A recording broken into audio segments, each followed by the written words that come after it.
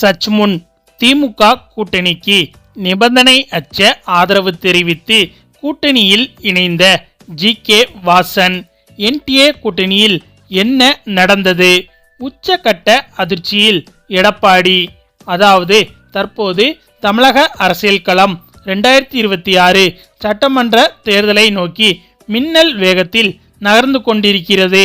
யார் அடுத்த முதல்வர் என்ற கேள்விக்கு விடை தேடி அரசியல் கட்சிகள் வியூகம் வகுத்து வரும் வேளையில் கடந்த 2024 நாடாளுமன்ற தேர்தலை துல்லியமாக கணித்த ANA எனப்படும் அக்னி நியூஸ் சர்வே நிறுவனம் தனது கருத்து கணிப்பு முடிவுகளை வெளியிட்டு அரசியல் வட்டாரத்தை அதிர வைத்திருக்கிறது.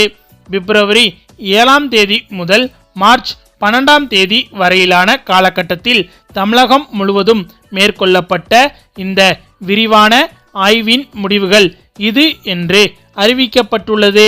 இந்த சர்வே முடிவுகளின்படி ஆளும் கட்சியான திமுக தனது செல்வாக்கை மீண்டும் ஒரு முறை நிலைநாட்டியிருக்கிறது. 44.9% வாக்குகளை திமுக பெறும் என்று ANA நிறுவனம் தனது கருத்து கணிப்பு முடிவுகளில் கூறியுள்ளது. அதிமுக 38.5% வாக்குகளை பெறும் என்றும், தமிழக வெற்றிக் கழகம் 7% முதல் 9.7% வாக்குகளை மட்டுமே பெறும் என்றும் கருத்து கணிப்பு முடிவுகள் வெளியாகி இருக்கிறது. அது மட்டுமின்றி நாம் தமிழர் கட்சி 4.8% வாக்குகளையும் மற்றவை 2.1% வாக்குகளையும் பெறும் என்றும் தற்போது கருத்து கணிப்பு முடிவுகள் வெளியாகி இருக்கிறது. அதே சமயம் வாக்கு சதவீதத்தை விட இடங்களை கைப்பற்றுவதில் திமுக கூட்டணி அசுர பலத்துடன் முன்னிலை வகிக்கிறது. தற்போதைய நிலவரப்படி 180க்கும் மேற்பட்ட தொகுதிகளில் திமுக வெற்றி பெற்று ஆட்சியை தக்க வைக்கும் என கணிக்கப்பட்டிருக்கிறது.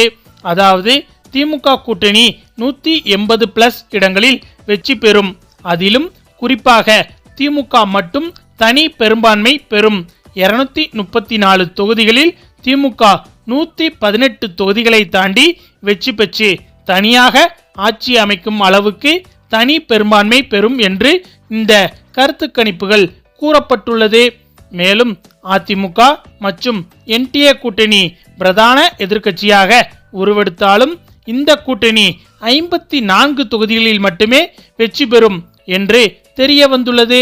தமிழகத்தின் அடுத்த முதலமைச்சர் யார் என்ற கேள்விக்கு மக்கள் அளித்த பதிலில் தற்போதைய முதலமைச்சர் மு.க. ஸ்டாலின் அவர்களுக்கே பெரும்பான்மையான ஆதரவு கிடைத்திருக்கிறது.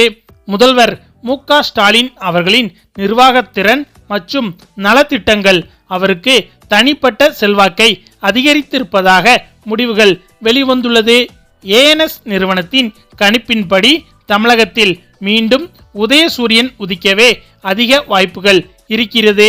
ஆனாலும் தேர்தல் களம் இன்னும் சூடுபிடிக்க வேண்டி இருப்பதால் எதிர்க்கட்சிகளின் அடுத்த கட்ட நகர்வுகள் என்னவாக இருக்கும் என்பதே தற்போதைய $1 மில்லியன் கேள்வியாக இருக்கிறது.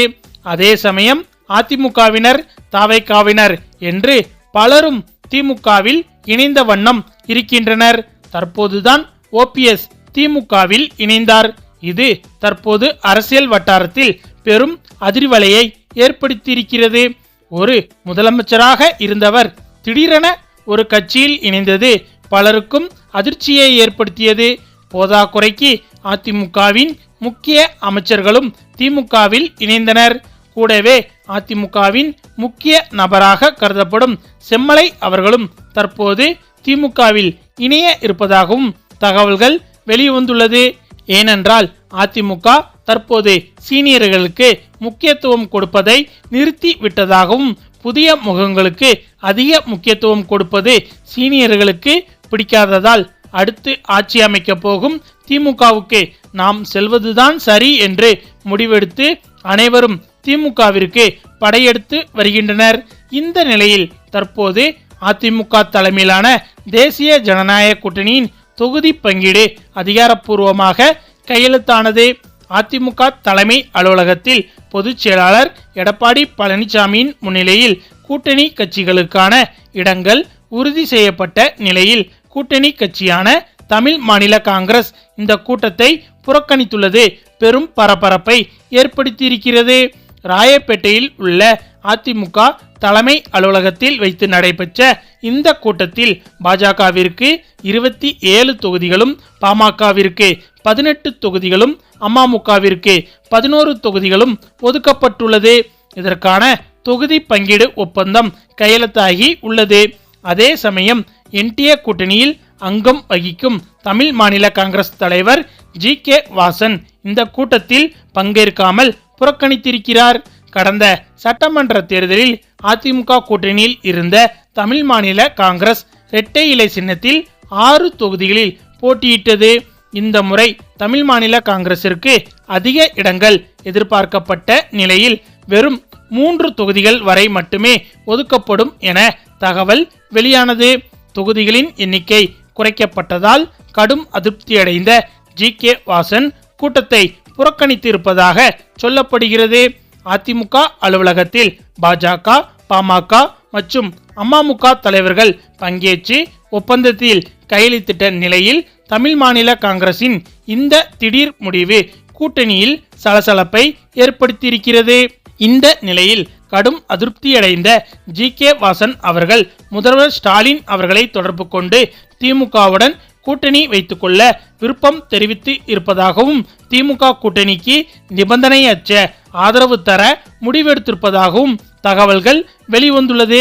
அதற்காக தற்போது முதல்வர் ஸ்டாலின் உட்பட திமுக அமைச்சர்களுடன் பேச்சுவார்த்தை நடத்தி கொண்டிருப்பதாகவும் தெரிய வந்துள்ளது. இந்த செய்தி பாஜக மற்றும் அதிமுகவினர் இடையே பெரும் அதிர்ச்சியை ஏற்படுத்தியுள்ளது.